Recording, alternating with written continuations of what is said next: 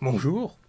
Eh bien le bonjour, bonsoir, c'est Alexei, mais aujourd'hui on se retrouve pour une vidéo un peu spéciale, une vidéo fin d'année concrètement, pour les attentes des films de 2018. Ouais, certainement vous deviez vous attendre à une critique de Star Wars 8.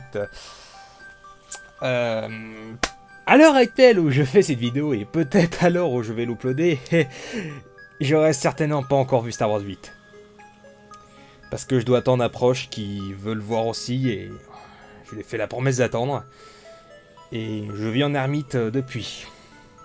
Ouais, je me suis éloigné de Twitter, Facebook, des trucs comme ça, les sites où je vais régulièrement, j'y suis pas allé depuis plusieurs jours. Donc effectivement, c'est une vidéo spéciale attente des films de 2018, parce que l'année 2017 a été pas mal remplie, il y a eu des bons films, des très bons films, des trucs vraiment pas acceptables, et d'autres trucs... Je ne voudrais même pas en parler. Donc voilà, je tiens à rappeler, c'est une liste que j'ai moi-même fait, donc ça correspond à mes goûts, à mes attentes, à ce que j'ai envie de voir. Donc évidemment, si vous avez d'autres attentes, bah dites-le en un commentaire, ça m'intéresserait franchement. Mais assez palabré, parlons directement des films de 2018. Alors pour le mois de janvier, j'ai pas spécialement d'attente, il y a des films que ouais, j'attends comme ça, mais sans plus, comme The Greatest Showman avec Hugh Jackman. Mais voilà, c'est pas le plus gros film que j'attends, voilà, c'est pas, genre j'ai pas une hype, un truc comme ça. Donc c'est pour cette raison que le 7 février, j'attends assez impatiemment le 15-17 pour Paris de Clint Eastwood. Alors pourquoi j'attends ce film assez impatiemment? Parce que c'est Clint Eastwood, ma gueule. Clint Eastwood qui est vraiment un excellent réalisateur, il a fait vraiment l'excellent Grand Torino, American Sniper, il a fait quoi d'autre comme film vraiment? Ah, Sully avec Tom Hanks. Évidemment il a fait d'autres films, hein, mais quand tu dis que c'est Clint Eastwood qui va faire un nouveau film, moi, je fais « Oh putain, c'est trop bien !» Donc ça va parler de l'événement du train des Américains qui ont arrêté un terroriste dans le Thalys. Donc avec ce film, Clint Eastwood continue sur sa lancée des films ayant pour thème le ou les héros présents en chacun de nous. Vraiment, comme quoi tout le monde peut potentiellement être un héros. De toute façon, il n'y a qu'à voir un Grand Torino, American Sniper et Sully pour s'en rendre compte. Donc effectivement, le sujet du film ne pouvait que mieux tomber pour Clint Eastwood. Puis surtout, Clint Eastwood, il a toujours une manière de faire quand il fait des thématiques comme ça, quand il fait des biopics, des films retraçant une histoire vraie. Il a toujours eu cette manière vraiment de monter ses films pour rendre vraiment la vision du personnage vraiment intéressante et qu'on se sente vraiment dans sa peau, dans sa psychologie. Et puis même Sully, il était vraiment très intéressant au niveau du montage, donc je me demande vraiment comment il va faire pour 15-18 pour Paris. Donc Clint Eastwood qui réalise un film sur les héros présents chacun de nous, moi, je suis partant direct. Donc on continue les attentes avec le 14 février, Black Panther de Ryan Coogler. Oui, parce que j'ai une fiche comme ça, j'ai les titres des films. Comme ça, je suis pas paumé. Pourquoi j'attends ce film? Bah déjà c'est un film Marvel et j'attends beaucoup à chaque fois les films Marvel. Et même si des fois ça s'est révélé être des films sympathiques mais sans plus, comme Spider-Man Homecoming, voilà, c'était vraiment moins bon de tous les films du MCU. Voilà, je suis un fan, mais je sais quand un film Marvel n'est pas forcément au mieux de sa forme, que c'est pas vraiment le meilleur truc. Pourquoi j'attends ce film? Bah déjà le sujet, on va explorer une autre partie, une autre facette de l'univers Marvel, à savoir le monde du Wakanda. Vu que ça parle de royauté, donc il y a forcément la question d'héritage, de compos politiques, d'autres trucs comme ça. Donc c'est assez intéressant, c'est quelque chose qu'on n'avait pas forcément vu, qui n'était pas assez bien exploité dans l'univers Marvel en règle générale. Et donc là, ils ont l'occasion de pouvoir bien exploiter ça. En plus, la direction artistique a l'air excellente et assez colorée, assez créative. Ça rend vraiment l'univers vivant pour un monde qu'on n'avait jamais vu auparavant. Donc voilà, ouais, ça va nous emmener dans une contrée qu'on ne connaît pas forcément. Et j'avoue que je suis assez intrigué par ce film. D'autant plus qu'il est réalisé par Ryan Coogler, le réalisateur de l'excellentissime Creed. Donc si vous connaissez pas la saga des Rocky, bah déjà honte sur vous, puisque c'est une excellente saga, par contre sortez les mouchoirs rapidement, hein, c'est une saga qui est très humaine. C'est une saga de 6 épisodes plus ou moins tous réalisés par Sylvester Stallone et écrits par lui. Donc il y avait 6 épisodes de la saga Rocky jusqu'à Rocky Balboa, avant que vienne l'idée de spin-off Creed, l'héritage de Rocky Balboa. Ce Creed était vraiment excellent, non seulement dans le ton, dans la direction des acteurs, et surtout dans la réalisation qui avait vraiment une vraie patte. Voilà, on sent que le réalisateur Ryan Coogler, il était vraiment inspiré, il était passionné par ce qu'il racontait et c'était franchement un spectacle visuel très satisfaisant à voir. Dès que j'ai vu la bande-annonce de Black Panther, j'ai tout de suite fait « Ah, je reconnais bien le style de Ryan Coogler ». Donc ouais, j'attends assez impatiemment ce film parce que déjà il promet de la nouveauté, de l'originalité et surtout une très bonne réalisation. Donc continuons sur les films que j'attends le plus en 2018, le 28 mars sort Ready Player One de Steven fucking Spielberg. Quand j'ai vu la première bande-annonce, j'ai pas été spécialement plus emballé que ça, je trouvais ça bizarre, je me suis dit qu'est-ce que ça veut raconter comme histoire, et dès que j'ai vu la deuxième bande-annonce qui a été diffusée très récemment, là j'ai carrément explosé. Donc pour vous résumer le film vite fait, je veux pas faire ça pour les autres, mais vraiment c'est pour expliquer pourquoi j'attends vraiment ce film avec impatience. Alors Ready Player One, ça se passe dans un monde futuriste, mais complètement dystopique, c'est-à-dire que vraiment, on a fait vraiment, les humains ont fait vraiment les cons, vraiment les conditions de vie sont vraiment méprisables, on s'entasse tous, vraiment c'est horrible, vraiment c'est pas un monde auquel on aurait vraiment envie de vivre. Mais dans ce monde-là, un jeu de réalité virtuelle vraiment très poussé, qui s'appelle l'Oasis, a été développé et est un énorme succès. C'est même la seule chose quasiment que tous les habitants ont. Et là-dedans, dans cet univers, tu peux être n'importe quoi. Et quand je dis n'importe quoi, c'est vraiment n'importe quoi. Tu peux même avoir une voiture DeLorean dans un jeu. Si ça, c'est pas trop cool. Mais le créateur du jeu, à savoir James Hallyday, vient de mourir et en mourant, il a laissé un message à tous les joueurs du monde d'Oasis. James Hallyday a caché un easter egg, donc un œuf de Pâques caché, dans le jeu. Et un joueur doit le découvrir et ainsi il pourra accéder non seulement à la direction du jeu et accéder à la fortune personnelle de James Hallyday. Donc autant dire que les joueurs sont plutôt frileux, sont plutôt impatients de trouver cet easter egg et se lancent une course-poursuite contre la montre. Donc dans un monde dystopique où tout a foutu le camp, où le seul moyen de bien s'y sentir c'est de jouer à ce jeu, mais du coup ce jeu devient l'avenir de la réalité. Mais c'est génial. Déjà, rien que la promesse de l'histoire est excellente, mais alors derrière, ce qu'ils en font, c'est vraiment énorme. Il y a 4 milliards de références partout, par-ci par-là, la pop culture, c'est franchement excellent. Et j'ai quand même entendu des gens qui étaient déçus, qui trouvent que le film va puer. Je comprends pas. Non, c'est pas un truc à la The Big Bang Theory où là, ils font exprès de te balancer 4 milliards de références pour exprès te faire rire. Là, non, c'est 4 milliards de références pour un univers. Tout le truc, c'est que le monde est parti en vrille, mais que derrière, les gens ont quand même continué à vouloir se... Il y avait de références pop culture, des références geek, et là, il y a tout ce qu'il faut. Mais moi, j'aurais un jeu comme ça, mais c'est pareil, je prendrais une DeLorean pour pouvoir y jouer, pour pouvoir conduire. Quitte à voyager à travers le temps au volant d'une voiture, autant choisir une qui est de la gueule. Certes, tu proposes de créer mon personnage, mais si derrière, je peux être un des personnages que j'apprécie le plus, genre à savoir peut-être Dark Vador, mais moi, je serais Dark Vador dans une DeLorean. Donc je vois pas le problème, en fait. C'est juste parce que vous pensez que Spielberg est devenu complètement sénile et qu'il est devenu complètement déconnecté de la réalité. Alors qu'en fait, c'est juste complètement logique avec le concept de base. C'est pour ça que j'attends vraiment impatiemment ce film. Parce que je me demande vraiment où est-ce que l'histoire va aller. Vraiment, où est-ce quelles vont être toutes les références. En plus, c'est Steven Spielberg qui réalise. T'imagines, tu prends le meilleur de Steven Spielberg mélangé à son Tintin. Comment on peut être joyeux face à ce film? Le 4 avril sort Gaston Lagaffe, réalisé par Pierre-François Martin Laval. Autrement dit PEF, ouais. C'est vrai qu'en France, les adaptations de BD, hormis Astérix Mission Cléopâtre et Sur la piste du Marsupilami, tous deux réalisés par un Chabat, c'est vrai qu'on n'a pas vraiment eu beaucoup de chance. C'est vrai qu'on peut pas beaucoup se targuer d'avoir eu beaucoup de bonnes adaptations. On peut rajouter Valérian. Je vois des gens qui me font non de la tête, là. C'est vrai qu'on n'a jamais été vraiment chanceux. Mais là, je sais pas pourquoi, mais je la sens vachement bien, cette adaptation. Alors effectivement, à l'heure actuelle, il n'y a toujours pas eu de bande-annonce. Mais par contre, il y a eu des photos de tournage, et franchement... je me suis beaucoup amusé rien qu'en la regardant. Et non, sans déconner, l'acteur qui a choisi PEF pour jouer Gaston Lagaffe, non seulement il y ressemble... mais derrière, l'acteur a l'air vraiment jouer Gaston Lagaffe. Dans les photos qu'on a diffusées, des fois, t'as vraiment cette impression que le personnage sait pas où est-ce qu'il est, qu'il est vraiment mou, qu'il est vraiment feignant. Même dans sa manière de se positionner comme ça, avec les mains un peu... ouais, dans ce style-là. Je pense qu'on peut être surpris, c'est pour ça que j'attends beaucoup cette adaptation. Après, j'ai beaucoup de craintes aussi, hein. Soit ça peut donner une comédie sympathique version Les Profs, Oui, c'est pas hilarant, mais c'est sympathique quand même. Ou soit ça peut donner les profs 2. Ah putain, les profs 2.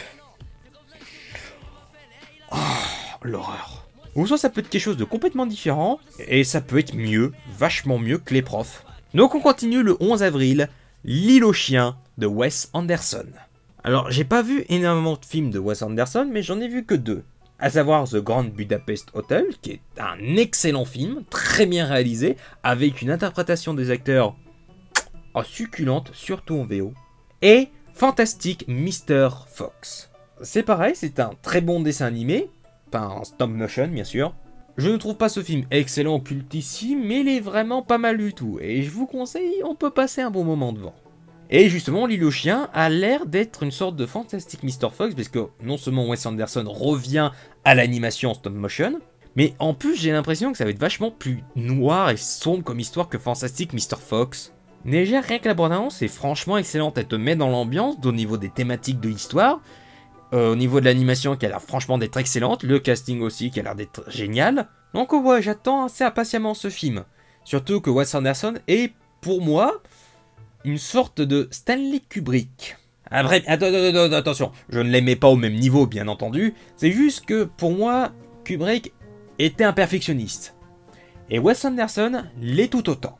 Quand tu regardes tout ce qu'a fait Wes Anderson, on constate quand même qu'il est très précis au niveau des mouvements de caméra, vraiment que tout soit symétrique, que le moindre mouvement de caméra est calculé au millième de seconde près, et que la caméra est posée au millimètre près. Donc imagine quand il peut faire un film d'animation auquel il peut faire n'importe quel cadre. Bon, certes, effectivement, c'est des films en stop motion, donc il est limité en termes de mouvement de caméra, mais n'empêche, voilà, t'as saisi le truc. Alors là, je pense que je vais me faire pas mal, peut-être rabattre les oreilles ou quoi que ce soit. Je vais peut-être me faire engueuler, il y a peut-être des gens qui vont me dire oh, t'es pas du tout cinéphile ou quoi que ce soit. Parce que le 25 avril, j'attends impatiemment Avengers Infinity War de Joe et Anthony Russo. Et je sais que une certaine partie d'internet est pas trop friand de ce film là, parce qu'ils pensent que du coup, vous pourriez peut-être attendre d'autres films, genre peut-être attendre le futur James Cameron ou quoi que ce soit. Ouais, de toute façon, c'est que des films de commande, des trucs comme ça, c'est juste des blockbusters complètement bourrins. Et moi, je vois pas le problème, parce qu'on peut profiter de ces films blockbusters divertissants, mais qui sont simples, mais pas trop simples non plus, qui te prennent pas pour des débiles, qui te proposent du grand spectacle, vraiment grand spectacle, surtout pour Infinity War. Et de l'autre côté, profiter de films beaucoup plus indépendants, intimistes ou quoi que ce soit. Et donc pourquoi j'attends Avengers Infinity War? Bah déjà c'est un film Avengers, donc j'attends ça impatiemment, mais surtout la promesse du film quoi. Oh! J'ai cru comprendre que c'était le film le plus cher jamais réalisé. Et tu comprends pourquoi putain! Et surtout dès qu'on avait teasé Thanos dans l'univers Marvel, que c'était le grand méchant de l'univers Marvel, du MCU, je me suis renseigné, j'ai lu les 2 bandes dessinées, enfin j'en ai lu 2 sur 3, Le Gant de l'Infini, le défi de Thanos, et Infinity War, la guerre de l'Infini. 2 excellents comics qui sont très cosmiques, on va dire, très bizarres sur certains aspects, mais aussi pleinement satisfaisants. Et surtout dans la bande-annonce, j'ai énormément eu peur de Thanos. Voilà, dès qu'il est apparu, j'ai fait « Oh putain, on est dans la merde !» Vraiment, dans la bande-annonce, à chaque fois quand il apparaît, il mange le cadre. Il prend tout le cadre. Même quand il partage le cadre avec un autre personnage, c'est lui le personnage le plus massif, le plus grand que tu vois à l'écran. Et dans la bande-annonce, le pain qu'Iron Man se prend. Oh! Et puis surtout, voir Doctor Strange parler à Iron Man, parler à Hulk, parler aux Gardiens des Galaxies. Oh putain, comment tu veux, quand t'es un fan de l'univers Marvel, comment tu veux pas être joyeuse face à ça? Alors effectivement j'ai quelques craintes, j'espère que l'humour va pas trop empiéter sur ce film-là, j'espère que lorsqu'il va y avoir un moment épique, j'espère qu'il sera vraiment épique et genre que ça va pas être atténué par une blague ou quoi que ce soit. De l'humour, oui, il faut qu'il y en ait, parce que quand tu regardes, il y a Spider-Man, il y a les Gardiens de la Galaxie, il y a Doctor Strange, il y a Iron Man, effectivement c'est obligé qu'il y ait de l'humour. J'espère sincèrement que c'est un film très dramatique, j'espère vraiment qu'ils vont vraiment aller oser, vraiment aller jusqu'au bout quoi dans ce qu'ils ont prévu, vraiment d'aller vraiment dans... Ouais, jusqu'au bout quoi. Alors oui, effectivement, c'est dommage, c'est plus Josh Whedon qui réalise, mais en même temps, je pense pas que Josh Whedon aurait été capable de réaliser Avengers 3 et 4 en même temps. Oui, parce qu'à peine le tournage d'Avengers 3 fini, et bah, 1 ou 2 semaines après, il s'attaquait au tournage du 4e Avengers. Donc je suis pas vraiment sûr que Joss Whedon aurait eu les épaules pour ça. Et puis surtout, niveau spectacle, je pense que le film va envoyer pas mal. Bref, continuons, et là, le 16 mai, je mets ça à titre plus interrogatif. C'est vraiment genre, je mets beaucoup de doutes là-dessus. Parce que le 16 mai sort Slenderman, réalisé par Sylvain White. Et donc, ce monstre créé sur internet en 2009 a enfin droit à son propre film. Depuis le temps, dis donc. Alors certes, effectivement, on pourrait se dire que c'est une créature complètement ridicule, parce que c'est juste un monstre, un coton-tige blanc qui a aucune expression sur son visage, qui est habillé en costard-cravate. Donc ouais, c'est sûr, ça fait pas vraiment peur. Il y a du potentiel pour ce personnage, et je pense qu'avec une bonne mise en scène, on peut le rendre vraiment effrayant. Surtout que ouais, il y a eu un jeu, je crois justement que c'était Slenderman The 8 Pages, ou soit un autre jeu qui était sorti sur PC, où les mecs avaient créé une histoire originale autour du Slenderman. Donc comme quoi, il suffit juste de se creuser les méninges et on peut facilement faire un film autour de ce monstre-là, avec des personnages qui gravitent autour de ce mythe. Mais voilà, bref, à l'heure actuelle, il n'y a aucune photo, même pas de photo de tournage ou quoi que ce soit. Il n'y a même pas une simple bande-annonce, un teaser, rien. Tout ça, rien de nada. Et surtout, quand on se renseigne sur le CV du réalisateur, bah... il fait pas rêver. Il a surtout réalisé des épisodes de séries télé, et pas forcément que des bonnes séries télé en plus de ça. Donc ouais, c'était peut-être pas forcément le meilleur choix, mais derrière, on peut être surpris, hein. Après, ma plus grande crainte, c'est que le film soit juste rempli que de jumpscares, quoi. Qu'il n'y ait pas vraiment d'ambiance, de tension, que ce soit juste des jumpscares, quoi. Puis surtout, des jumpscares, ça fait pas un film d'horreur, hein, je suis désolé. Quand tu regardes le film ça d'Andrés Muschietti, il y a quelques jumpscares, mais il reste assez justifié dans l'ensemble. Et puis surtout, le film ne se base pas uniquement que sur ça, il y a de vraies scènes de tension, il y a des vrais suspens. C'est pour ça que je me dis qu'un réalisateur avec une patte et qui sait comment gérer les scènes de tension, faire des scènes d'ambiance, un film Slenderman, ça pourrait être vraiment un excellent film d'horreur. Mais là, avec ce réalisateur Sylvain White, j'ai un peu peur. Donc voilà, c'est juste des spéculations. Peut-être qu'à la sortie de la première bande-annonce, tout le monde va faire ça va être à chier et moi je vais être le premier à le dire. Donc bref, continuons dans les films. Et le 30 mai sort Deadpool 2 de David Leitch. Alors pourquoi j'attends ce film? C'est très simple, parce que c'est Deadpool, j'ai adoré le premier, je trouve ça vraiment excellent. J'attends la suite avec impatience, voilà, pas besoin de plus, voilà, tac, au suivant. Voilà, le 6 juin, Jurassic World Fallen Kingdom. Alors il y a des gens qui n'ont pas du tout aimé Jurassic World. Moi, j'adore ce film.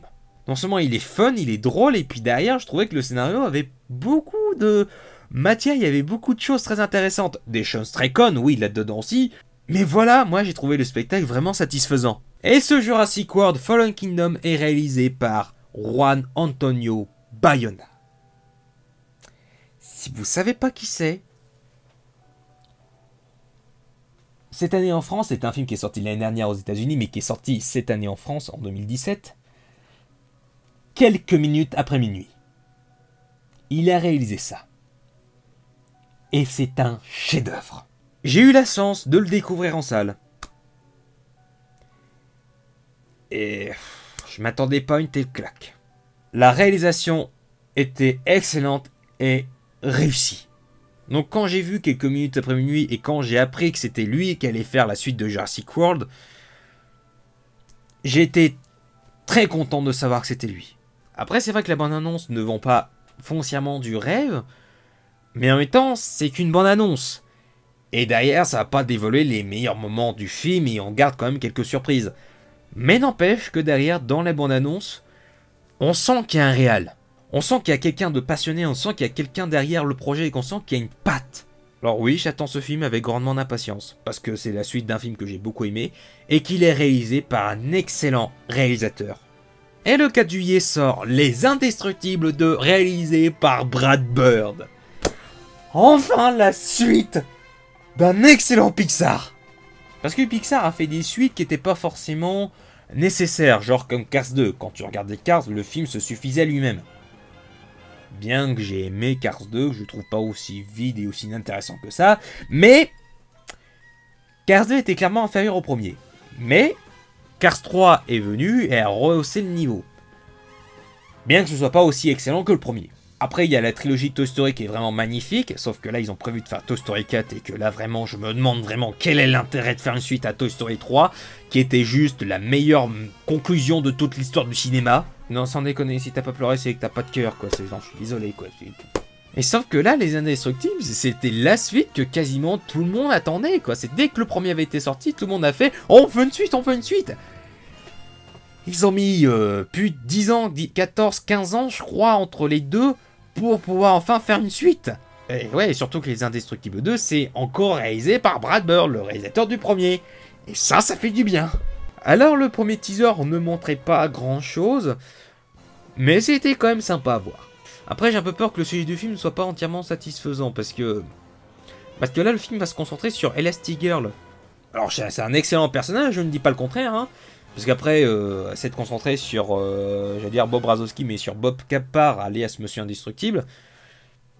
Oui, effectivement, cette fois s'intéresser à Elastigirl, effectivement, ça avait été... C'est pas forcément une mauvaise idée. C'est juste que dans l'idée qu'il y ait eu 15 ans entre les deux films, on avait tous pensé qu'il y allait avoir une évolution au niveau des enfants. Comme quoi, là, les enfants étaient adultes, qu'ils allaient affronter le monde des adultes, surtout être des super-héros dans un monde d'adultes. Il y avait 4 milliards de choses à faire avec les enfants qui avaient grandi. Là, le sujet du film me fait un peu peur, mais derrière, je pense, comme toujours, qu'avec les Pixar, dont avec dernièrement Coco, qui m'a bien prouvé que même si des fois il y a des choses dont on pouvait avoir peur, dont finalement dont les choses se sont avérées finalement excellentes.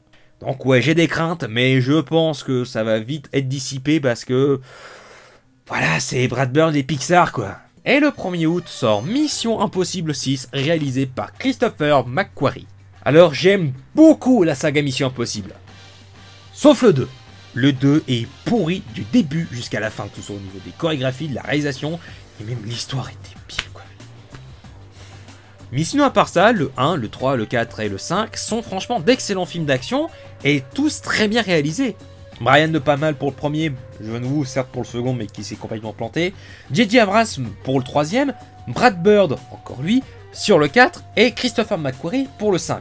Voilà, tous ces réalisateurs ont leur patte et ont insufflé de leur propre personne dans leurs films. Et là dans leur Mission Impossible, ils ont tous quelque chose d'intéressant. Donc même si le 4e épisode reste pour moi le Mission Impossible que je préfère, le 5 était franchement excellent. La scène de l'opéra dans le 5, elle est magnifiquement réalisée. Alors pour la première fois dans la saga, un réalisateur revient réaliser un épisode. C'était jamais arrivé jusque là, mais pourquoi pas après tout, puisque Christopher McQuarrie est un excellent réalisateur. Donc on va voir ce qu'il va faire pour faire en sorte que Mission Impossible 6 ne ressemble pas trop au précédent. Le 17 octobre sort First Man. C'est un film qui retrace la vie de Neil Armstrong. Et pourquoi je parle de ce film-là? Quasiment personne n'a entendu parler, personne ne sait quasiment ce que c'est. C'est un film avec Ryan Gosling, qui est un excellent acteur, hein, et surtout réalisé par Damien Chazelle, le réalisateur de l'excellent Whiplash, et surtout de l'excellentissime La La Land. À l'heure actuelle, il n'y a aucune bande-annonce, aucun teaser, aucune photo, rien, quoi que ce soit. Voilà, tu me dis qu'il y a Damien Chazelle qui réalise un film, c'est bon, je vais le voir illico. Le 14 novembre sort Les Animaux Fantastiques 2, Les Crimes de Grindelwald, toujours réalisé par David Diest.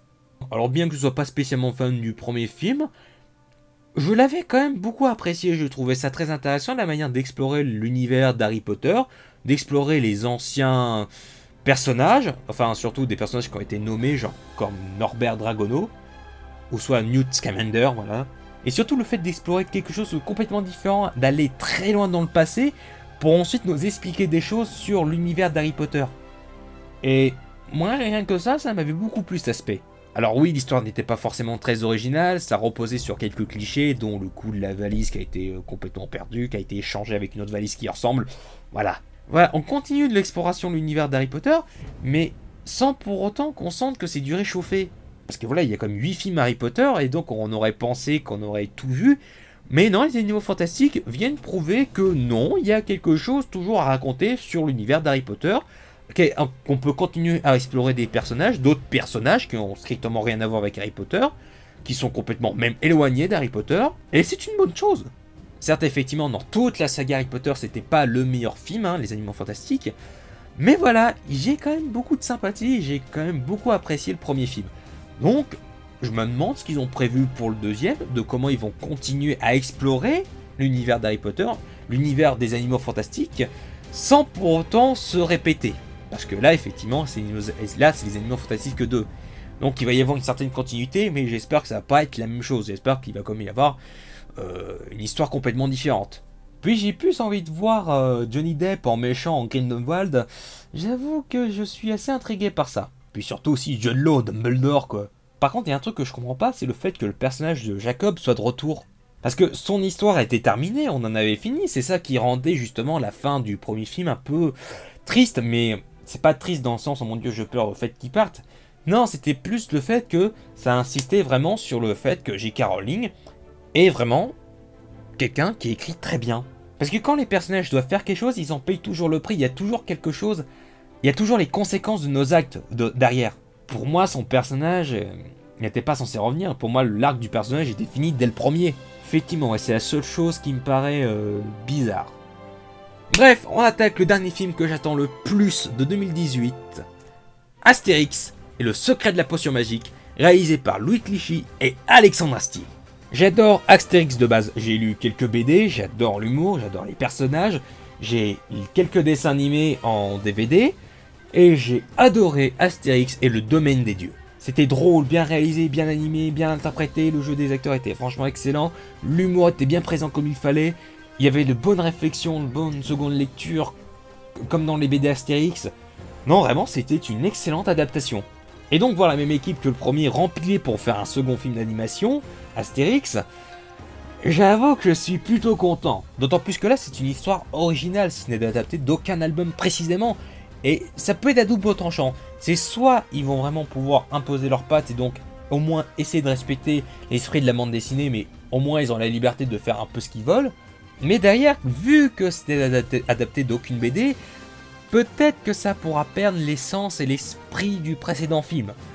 Je pense pas, parce qu'Alexandre Astier a toujours eu cette patte Astérix, que ce soit même dans Kaamelott, et vu que il y avait l'esprit Kaamelott déjà dans le premier Astérix et le domaine des dieux, je pense qu'il n'y a pas trop de soucis à se faire. Après aussi là par contre ça va être la première fois qu'il va y avoir un film d'animation Astérix et que Astérix ne va pas être doublé par Roger Carrel. Donc savoir que ce n'est pas lui qui va doubler Astérix alors qu'il le double depuis plus de 40 ans, ça fait bizarre, mais en même temps fallait bien s'y attendre au bout d'un moment donné, parce que là Roger Carrel a vraiment pris sa retraite cette fois-ci, il ne double plus rien depuis plusieurs années déjà. Astérix et le domaine des dieux étant une exception. Donc c'était la liste des films que j'attends le plus en 2018. Après, c'est pas parce que j'ai dit ces films-là que j'en attends pas forcément d'autres derrière. Il y a des films que j'attends, mais voilà, que j'ai pas spécialement une grosse hype. Genre comme par exemple le film Han Solo, film Star Wars Han Solo. Je l'attends, mais c'est pas pour dans le bon sens si vous voulez. Voilà, j'ai beaucoup de craintes déjà que le sujet de base ne m'intéresse absolument pas. J'en ai rien à carrer. Personnellement, on est plein à n'en avoir rien à carrer de la jeunesse de Han Solo. Honnêtement, qu'est-ce que ça vient faire là-dedans Puis surtout pour faire un film uniquement basé que sur du fanservice, puisque oh mon dieu, on va savoir comment Han Solo est devenu contrebandier. Oh mon dieu, on va voir Jabba le Hutt dans le film. Oh mon dieu, on va voir comment il a rencontré Chewbacca. Oh mon dieu, on va voir comment il a eu ses fringues. Oh mon dieu, on va voir comment il a eu son blaster. Oh mon dieu, on va voir comment il a rencontré Lando Calrissian. Oh mon dieu, on va voir comment il a eu le Faucon Millenium. Non. Sérieux, non. J'ai pas envie de savoir. Je comprends pas pourquoi on en aurait besoin. Certes, quand Rogue One a été annoncé, on se disait que c'était pas forcément très intéressant. Mais derrière, ça avait quand même beaucoup de potentiel. Puisque c'était une ligne de dialogue, c'était une ligne de texte littéralement dans le générique de Star Wars 4. Et là, on a enfin la réponse de comment ça s'est passé. Surtout qu'à la base, il devait être réalisé par Phil Lord et Chris Miller, les réalisateurs de La Grande Aventure Lego. J'ai pas vu 21 Jump Street et 22 Jump Street. Mais voilà, La Grande Aventure Lego était un excellent film. C'était clairement le truc qui me faisait dire que peut-être qu'on va avoir un sympathique film. Mais alors quand j'ai appris qu'ils étaient virés, j'avoue avoir été encore plus refroidi par le projet. Déjà que j'avais pas spécialement d'attente. Après c'est pareil, il y a Ant-Man 2, mais je l'attends pas spécialement parce que le premier était certes sympathique, mais en même temps...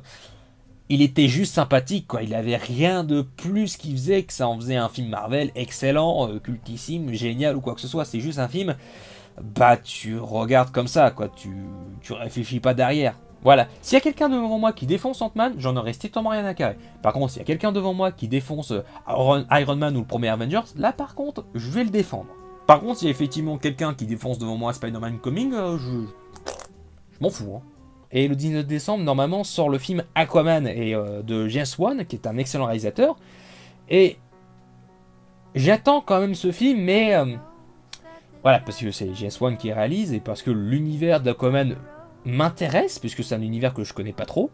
Et c'est juste que, voilà, j'ai un peu peur vu les résultats au box-office de Justice League, voilà, où Warner a décidé complètement de changer de ligne éditoriale. Donc j'ai un peu peur. Donc peut-être qu'Aquaman va être sympa. J'ai un peu peur, mais on verra tout de même. Voilà. Donc j'ai pas grand chose à dire là-dessus en plus. On verra ce que ça donne les autres films Warner. Bref, partagez, commentez, likez, abonnez-vous, tout ça, tout ça. Bref, si vous avez des envies ciné pour l'année 2018, partagez dans les commentaires, ça me ferait très plaisir de les lire et de discuter ensemble. Et même si vous avez quelque chose à dire sur mes envies ciné, et bah dites-les en commentaire, des débats ça fait souvent du bien. C'est très sympa, puisque des fois ça permet de s'en mettre en question, ça permet de critiquer, voilà, ça, je trouve ça très intéressant. Donc voilà, à plus, à la prochaine. Salut!